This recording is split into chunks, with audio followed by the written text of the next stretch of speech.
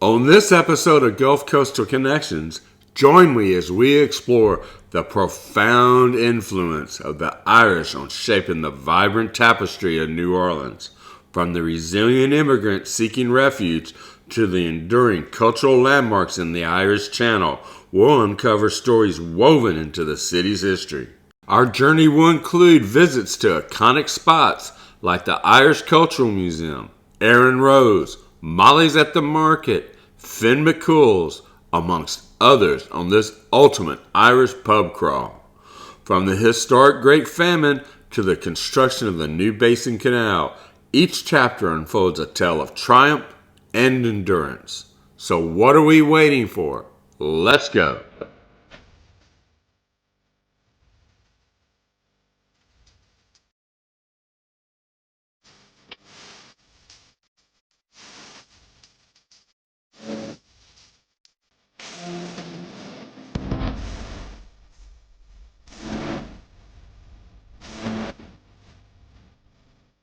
Hello, I'm Eddie Parker. On today's episode of Gulf Coastal Connections, we are going to uncover the influence the Irish have had in shaping the city of New Orleans, where a resilient immigrant community found a home amidst the city's rich Catholic traditions and spirited history of anti-British sentiments.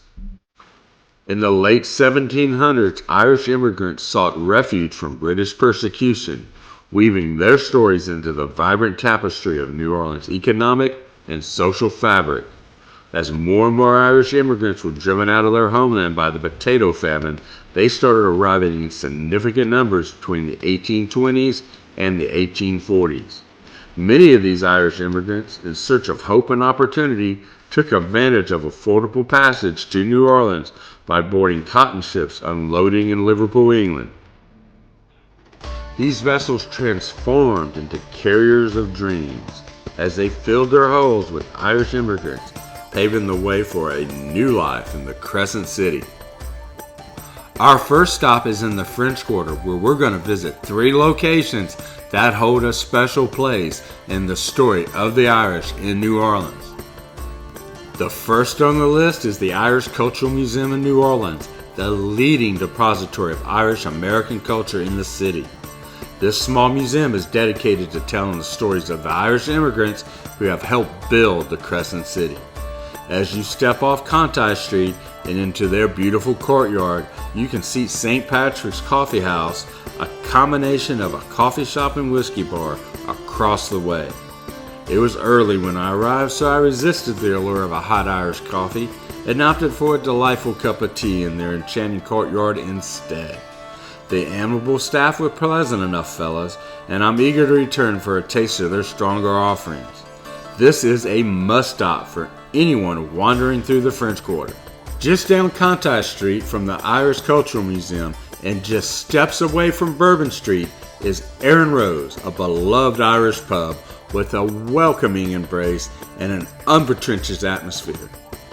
Aaron Rose is a magnet for locals, artists, musicians, and tourists alike, inviting patrons to relish a sandwich from killer po' boys, embrace the relaxed vibes, and enjoy a proper pint of Guinness. The iconic Irish Dry Stout started its story in 1759 when Arthur Guinness founded his brewery in Dublin. Guinness achieves its unique flavor through a blend of malted and roasted unmalted barley. The creamy head on the draught beer is crafted with nitrogen and carbon dioxide. The brewing process includes water, barley, roast malt extract, hops, and brewer's yeast. It's the roasted barley that gives Guinness its dark color and distinctive taste. After production, it undergoes pasteurization and filterization, guaranteed a consistently high-quality drinking experience. And nobody pours a more proper pint of Guinness than Aaron Rose. Immersed in the heart of the New Orleans experience since 1974, Molly's at the Market stands as an enduring cornerstone, drawing in a diverse crowd and becoming the preferred destination for locals reconnecting with old friends. Strategically located on Lower Decatur, Molly serves not only as a convenient pit stop for those en route to and from the music clubs on Frenchman Street, but also as a haven where patrons happily extend their stay for hours on end. The establishment is a beacon of laid-back ambiance and exceptional service, boasting an impressive selection of local brews on tap and excellent Irish whiskey.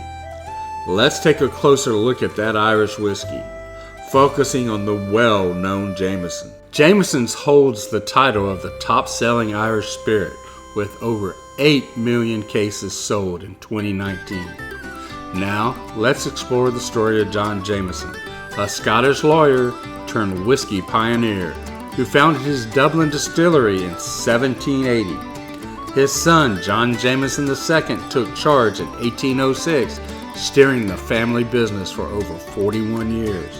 In 1851, the reins smoothly passed to John Jameson III, and in 1901, the company officially became John Jameson & Sons Limited. Jameson is renowned for its unique blend of grain and single pot still whiskey. The latter, a captivating mix of malted and unmalted Irish barley known as green barley, is carefully sourced within a 50-mile radius of the distillery in County Cork. Unlike the traditional Scottish whiskey process with peat-fired kilns, Jameson's barley undergoes a detailed drying process in a closed kiln, fueled by natural gas or formerly anthracite coal. This distinct method not only defines Jameson's identity, but also reveals the craftsmanship behind its acclaimed flavor profile. It's smooth to the very last drop. Next to Jameson, Bushmills is half of the twin icons of Irish whiskey. While various expressions of Bushmill have come and gone, the traditional level Bushmills, aka Bushmills Original, has been with us literally for hundreds of years. Established in 1784, the old Bushmill Distillery in County Antrim, Northern Ireland, stands as a testament to centuries of rich history and Irish whiskey production. This iconic distillery draws its water from St. Colum's Rill, a tributary of the River Bush, lending a distinct quality to its spirits. Although the distillery was officially founded in 1784, the label proudly bears the year 1608, signifying a royal license granted to a local landowner for whiskey distillation in the region. Despite facing closures at various points in its storied past, the distillery has endured and operated continuously since its reconstruction following a devastating fire in 1885, showcasing resiliency and a commitment to the art of crafting whiskey. Bushmills Original, affectionately known as White Bush or Bushmills White Label, is a timeless Irish whiskey blend that pays homage to tradition. Matured in American oak casks, this spirit boasts a recipe that has stood the test of time for over a century, creating a sense of familiarity with every sip. The nose is a gentle journey, revealing hints of fortune cookie, sesame seeds, and a subtle apple note, all harmonizing against a rustic, earthy backdrop.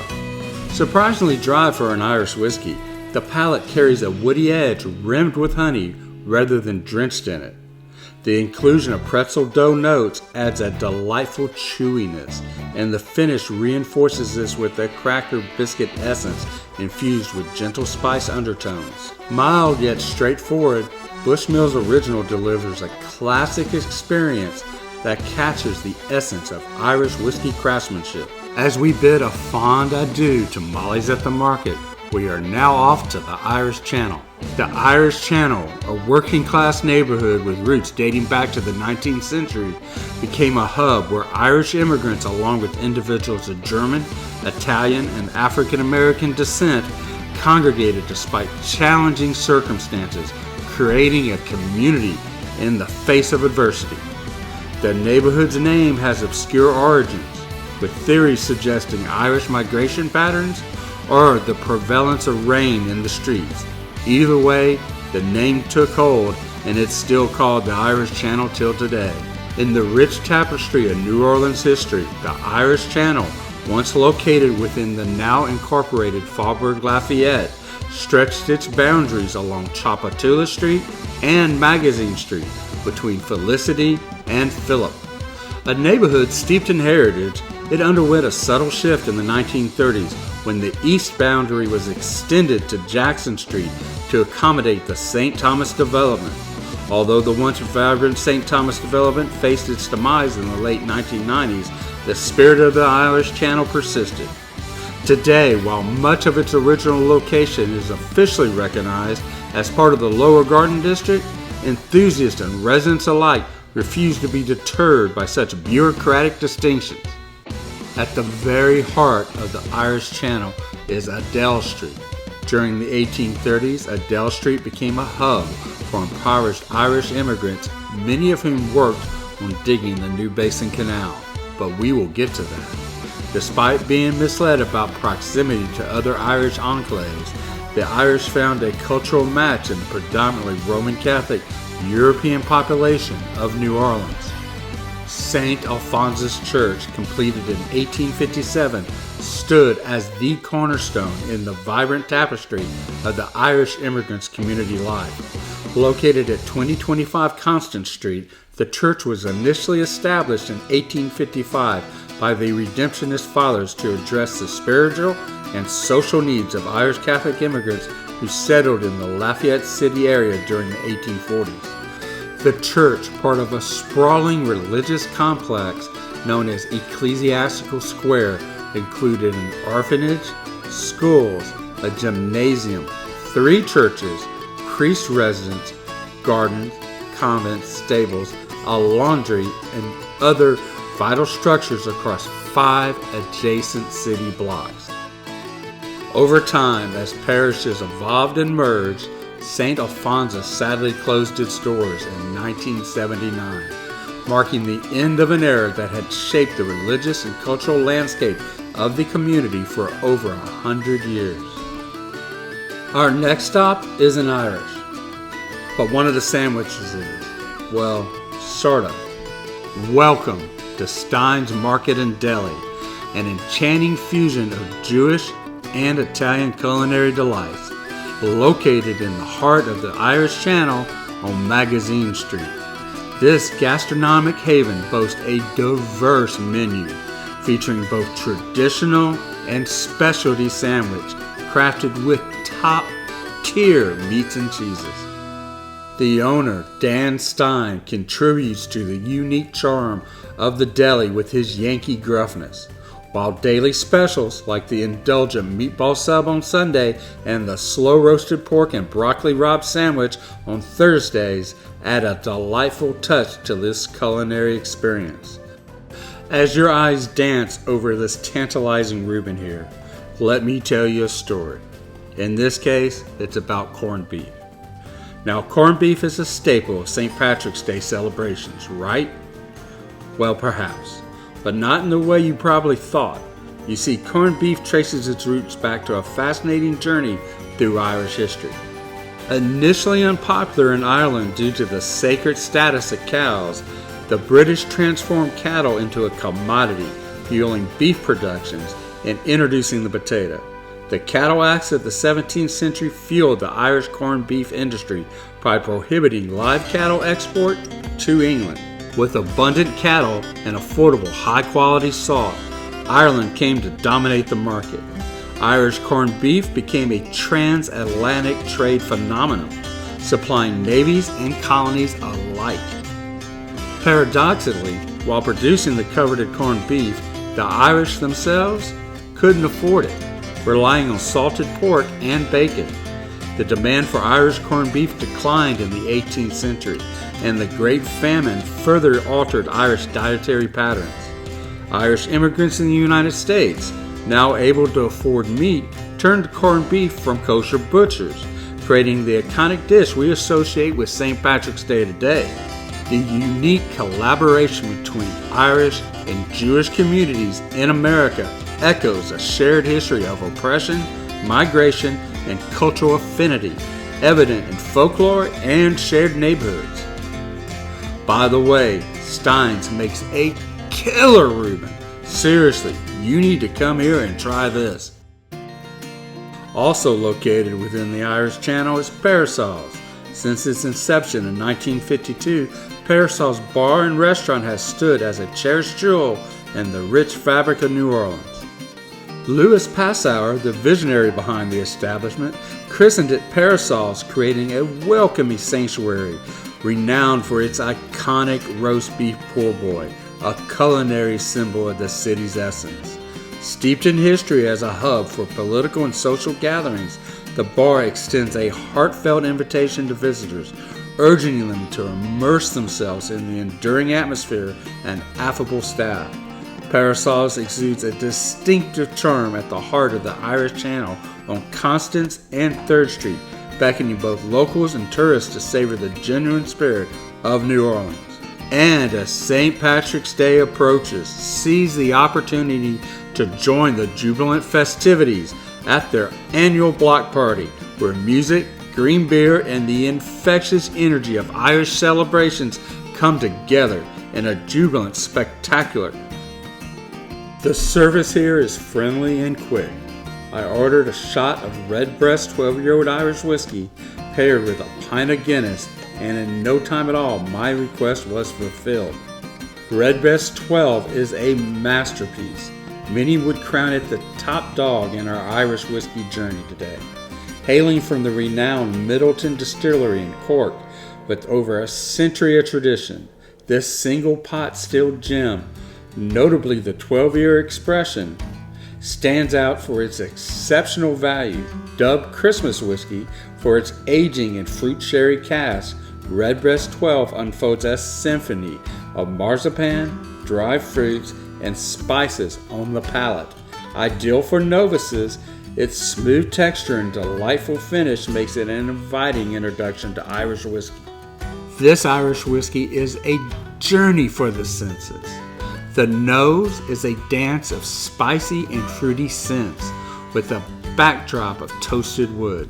Upon tasting, Redbreast 12 unveils a velvety smoothness, showcasing a harmonious blend of spice, fruitiness, sherry influences, and subtle toasty notes. Whether you're a first-time simper or a seasoned whiskey enthusiast, Redbreast 12 caters to all palates. Embracing its roots in the early 20th century, this whiskey pays homage to a neighborhood once flourishing with port-related jobs and local breweries, navigating through economic challenges with resilience. While I was here, I had to try Parasol's world-famous roast beef poor boy. The bread was buttery and toasty. Roast beef, amazing. Rod Stewart once said that every picture tells a story, and if the amount of napkins tells the story of a roast beef poor boy, well, we will let this picture speak for itself. Since the 1960s, the Irish Channel has become a predominantly African American neighborhood, preserving its Irish heritage through events like St. Patrick's Day parades, organized by groups such as the Irish Channel St. Patrick's Day Club. Founded in 1947, the Irish Channel St. Patrick's Day Committee stands as a resilient testament to the enduring spirit of the Irish Channel. Anchored in Irish heritage, the organization fosters a sense of community that extends well beyond ancestry. The Hallmark pre-parade mass and the Grand March Up Magazine Street, featuring hundreds of men in formal attire, capture the essence of the celebration. As the 2024 parade approaches on March 16th, the Saturday before St. Patrick's Day, the committee's activities have expanded significantly. Beyond the festive spectacle, they now actively engage in fundraising for causes like Special Olympics, the Crohn's Benefit Golf Tournament, and the Chef's Charity for St. Michael's Special School. Their support extends to community initiatives, including Thanksgiving food basket distribution and backing the Friends of St. Alphonsus, dedicated to revitalizing the former church into a cultural center.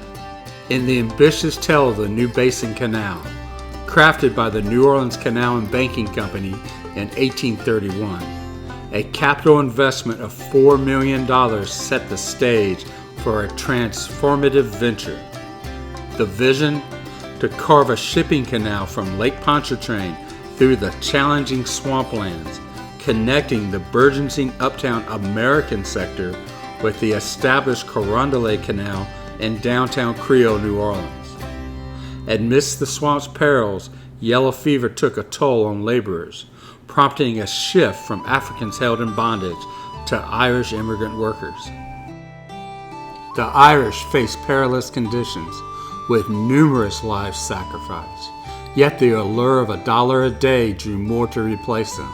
As shiploads of Irishmen poured into New Orleans, the canal gradually took shape, reaching its completion in 1838. Behind this engineering feat lies a haunting legacy, with an estimated 8,000 immigrant worker deaths, often buried in unmarked graves along the canal's levee. The new Basin Canal's construction, marked by sacrifice and perseverance, remains a testament to the intertwining tale of ambition, adversity, and the indomitable spirit of those who forged the path. Irish pubs, steeped in a millennium of history, hold a unique charm, and Sean's in Athlone, County Westmeath, proudly stands as the oldest, dating back to around 900 AD. These establishments have played a pivotal role in Irish history, originally serving as a haven for working men looking to enjoy a drink without the high interest fees of private establishments. Beyond the lure of a pint of Guinness, Irish pubs offer a special togetherness. Unlike your average American bar, they provide a warm setting for people to come together, fostering connections and creating a space where the camaraderie over a few drinks is as significant as the beverages themselves. Pubs or public houses continue to be cherished in their role in building relationships and fostering a sense of community that transcends time. As to be expected, New Orleans has several first-rate Irish pubs. We have already been to a few. Now I'm going to take you to two of the very best that Crescent City has to offer. The first of which is the legendary Finn Mcools. Situated in the heart of New Orleans' mid-city neighborhood, Finn Mcools Irish Pub stands out as the ultimate haven for those in search of an authentic Irish pub encounter. Finn Mcools beckons patrons with an impressive selection of over 50 Irish whiskeys, elevating the cozy ambiance adorned with traditional decor. Immerse yourself in the genuine pub culture with flawlessly poured pints of Guinness and a carefully curated craft beer assortment sourced from local breweries. Established by Belfast natives in 2002, the pub now belongs to a former regular and Irishman. Whether indulging in the classic fish and chips or relishing bangers and mash, Finn Mcools invites you to partake in the vibrant tapestry of New Orleans culture, seamlessly blending camaraderie, entertainment, and the pure joy of a chilled pint. Slaint, named after the creative luminaries of 19th and early 20th century Irish culture, Writer's Tears offer a captivating array of expressions. But my reoccurring choice is their single pot still. This variant, having matured in bourbon barrels and further refined in Spanish sherry casks, reveals a nuanced journey. Contrary to the notion that Writer's Tears is an acquired taste over time, I find the single pot remarkably approachable. Crafted by Walsh Whiskey Distillery in County Carlow, this gem tantalizes the senses with a sweet aroma reminiscent of toffee apples. Upon sipping, the flavor unfolds into a delightful combination of sweetness and spice, accompanied by a subtle chewiness. A commendable choice for those seeking a flavorful Irish whiskey at a mid-range price. I had a Harp lager to accompany my Writer's Tears.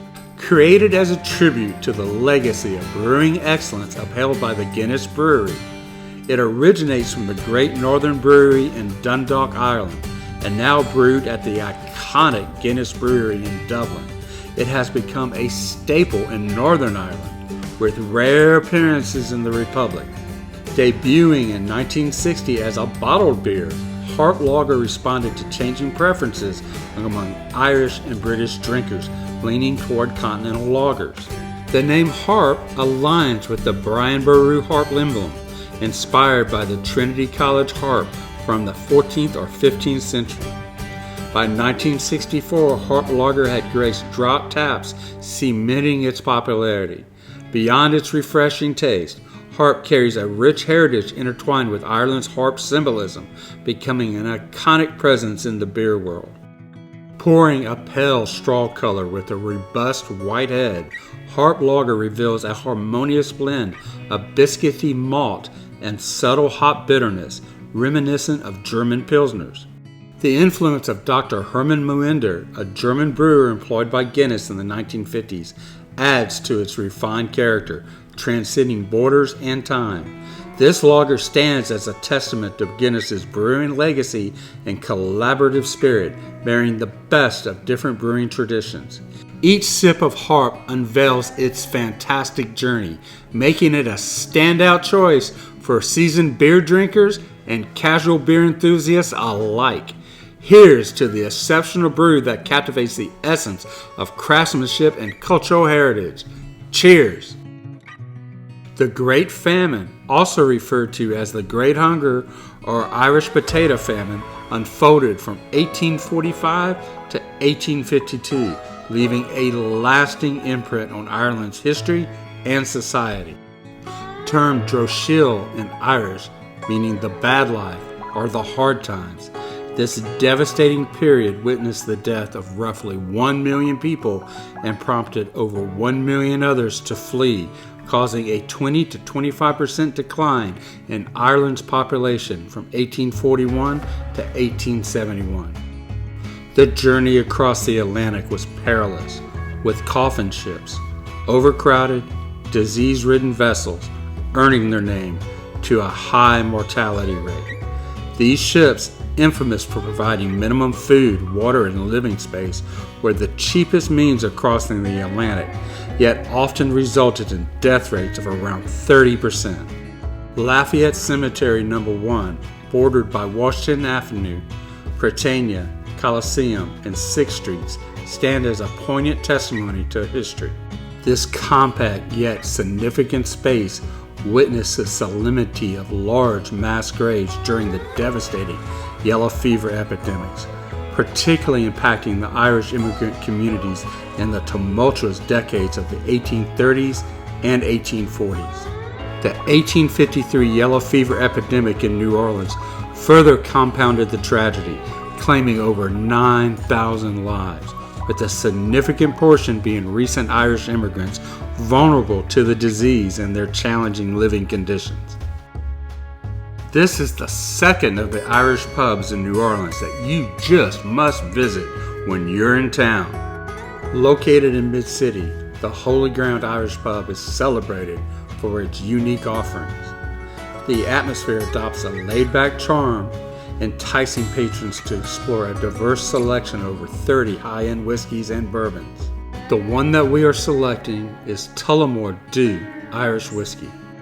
Tullamore Dew stands as the epitome of smoothness in the realm of Irish whiskey, and what's even more appealing is its wallet-friendly price tag, making it an excellent choice for those seeking quality on a budget. Crafted since 1829 and flourishing under the stewardship of General Manager Daniel E. Williams, hence the DEW in the name, this brand has rightfully claimed its spot as the second largest selling Irish whiskey globally. Accessible and approachable, Tullamore Dew's triple blend showcases a smooth and gentle complex character, making it an ideal initiation for whiskey newcomers. A sensory exploration reveals a satisfying body adorned with notes of sherry pills, honey, grains, and vanilla cream. The experience culminates in a caramel and toffee finish that adds a delightful layer of sweetness.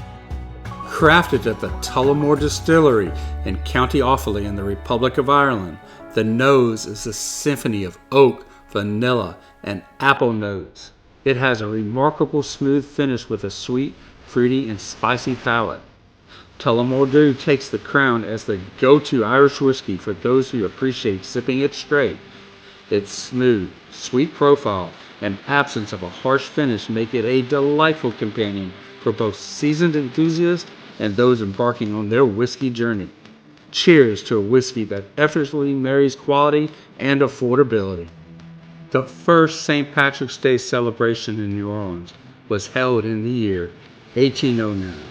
Now, a tradition born over 200 years ago has evolved in an enduring homage to Irish heritage and pride. The Irish, joined by thousands of non-Irish compatriots, take to the streets of the city in a kaleidoscope of festivities. In a unique symbiosis, St. Patrick's Day in New Orleans is not confined to a mere date on the calendar. It's a spirited journey unfolding across the entire month of March. The Louisiana legislature, recognizing this enduring connection, officially anointed March as Irish American Month in 2012. Now every March, the city is a canvas painted with hues of Irish strength and resilience. This celebration is more than just revelry. It's a testament to the indomitable spirit of the Irish people in New Orleans, architects of a city they helped shape. Some might even discern a shared resilience, a kindred strength, if you will, between the Irish in this vibrant city and the city itself. A place that, like its inhabitants, stands resilient in the face of adversity. I would like to thank you for joining us in this exploration of the Irish contribution to the city of New Orleans. I'd be delighted if you decided to join our community. Consider becoming a part of our journey by subscribing, giving us a thumbs up to share some love, and spreading the joy with your friends. And until our trails cross again, take care, stay safe, and we will see you again on the next episode of Gulf Coastal Connections.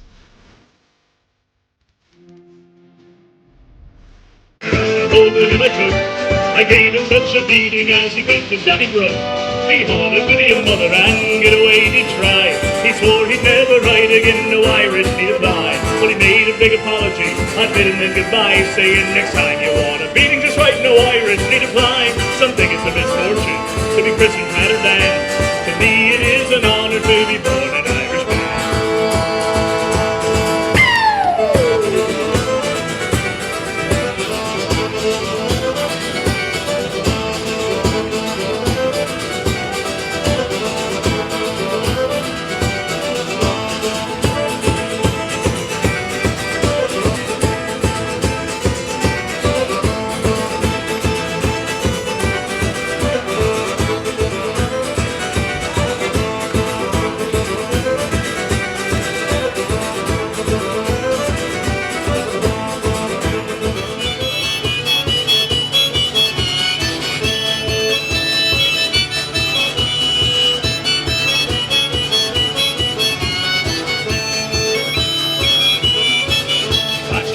Mason God when the doctor can't relieve me. If I'm buried neath the star beneath the smoke and see me, let me go, boys, let me go, boys. Let me go down in the mud, the rivers all run dry.